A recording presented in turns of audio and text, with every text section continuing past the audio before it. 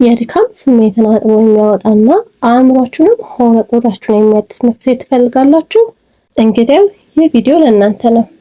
ሰላም ውድ የማራኪ ሴት የዩቲዩብ ቻናል ቤተሰቦች እንደምን ቆያችሁ? በዓል እንዴት ነበር? አንዳንድ ቀናት በጣም አድካሚ ናቸው አይደል? እንደምናውቀው በዓላት ወይም ስራ የሚበዛባቸው ቀናት ሲመጡ ትኩረታችን ሙሉ በሙሉ እንግዶችን በማስተናገድ ምግብ በማዘጋጀትና ቤተሰብን በመንከባከብ ላይ ይሆናል። በመሃል ራሳችንን ልንረሳ እንችላለን። ስራው፣ ልጆች፣ የቤት ውስጥ ኃላፊነትና ብቻ ብዙ ድካሞች አልፈው ቀኑ ሲያልቅ አካላችን ብቻ ሳይሆን አእምሯችንም ይዝላል።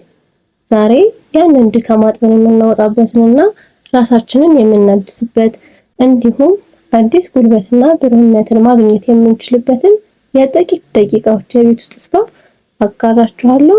አብራችሁ ቆዩ። የመጀመሪያው ስራችን ድካሙን ከአእምሯችን ማውጣት ነው።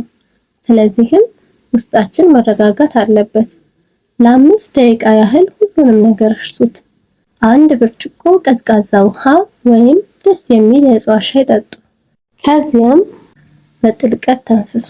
ደስ የሚል ሙዚቃ ክፈቱ ወይም አካባቢያችሁን ንጹህና ጸጥ ያለ እንዲሆን አድርጉ።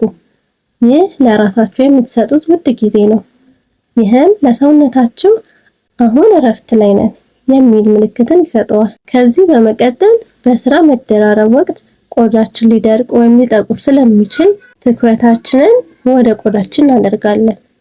ስለዚህ አሁን ቀኑን ሙሉ በጭስ በፀሐይና በአቧራ የደከመውን ቆዳችንን ማደስ ይኖርብናል። አስቀድማችሁ ፊታችሁን በደንብ በክሊንዘር ወይም ለፊት በተዘጋጀ ሳሙና ታጠቡ። ይህ ከላይ ያለውን የቆዳ ክፍላችንን ከቆሻሻ እንዲጸዳ ያደርግልናል። በመቀጠልም ከቤት ውስጥ በምናገኛቸው ቀለል ባሉ ግብአቶች ለፊታችን ትሪት የሚያደርግልን የፊት ማስክ እናዘጋጃለን። ለምሳሌ 1 ማንኪያ ማር እና ግማሽ ማንኪያ ቡና መጠቀም እንችላለን።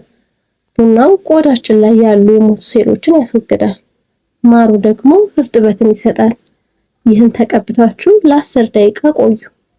ፊታችሁ ወዲያውኑ የመነቃቃት ስሜት ያሳያል። አሊያም ደግሞ እርጎ ከማር ጋር በመጠቀም የድካም ምልክትን ለማጥፋት ትችላላችሁ። ይህ ቆዳችሁን እንዲለሰልስና እንዲያበራ ይረዳል። ምናልባት በቤት ውስጥ ስራ ባንጠመድ እንኳን ቀኑን ሙሉ ስልክ ላይ ወይም በኮምፒውተር ላይ አይናችንን ተክለን ውለን ሊሆን ይችላል። ወይም ደግሞ ስንሮጥ አይናችን ይዝላል። ለዚህም መፍትሄ ሆነን ዘንድ ደግሞ ፍሪጅ ውስጥ የቆዩ የቀዘቀዙ 2 ማንኪያዎችን ወይም የሻይ ቅጠል ፓኬቶችን አሊያም ደግሞ ኪያር አይናችሁ ላይ ለ2 ደቂቃ አድርጉ። ይህ አይናችሁ ስር ያለውን እብጠት ይቀንሳል፣ ድካሙንም ያቃልላል፣ አይናችሁን ብሩህ ያደርገዋል። የሰውነትና የውሃ አጠቃቀማችንን ችላ ልንለው የሚገባ ነገር አይደለም። በበዓል ወቅት ብዙ ቅባት ያላቸው ምግቦች ልንመገብ እንችላለን። ስለዚህ ሰውነታችን ከውስጥ ለማጽዳት በቂ ውሃ መጠጣት ግዴታ ነው። በውሃችሁ ውስጥ ሎሚ ወይም ዝንጅብል ብታደርጉበት የበለጠ ውጤታማ ይሆናል። ከዚሁ ጋር በተያያዘ መልኩ እጅና እግራችንንም እንክብካቤ ልናደርግለት የሚገባው ጉዳይ ነው።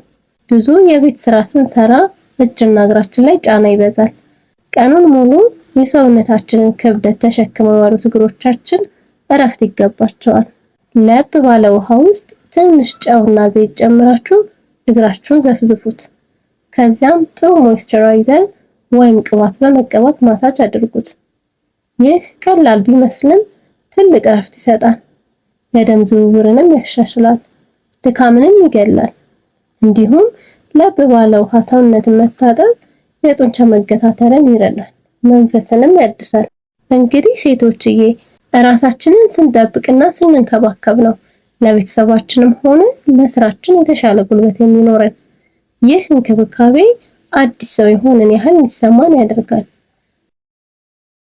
ውድ ቤተሰቦቼ ራሳችሁን ለመንከባከብ የግድ ውድ ቦታ መሄድ አይጠበቅባችሁም።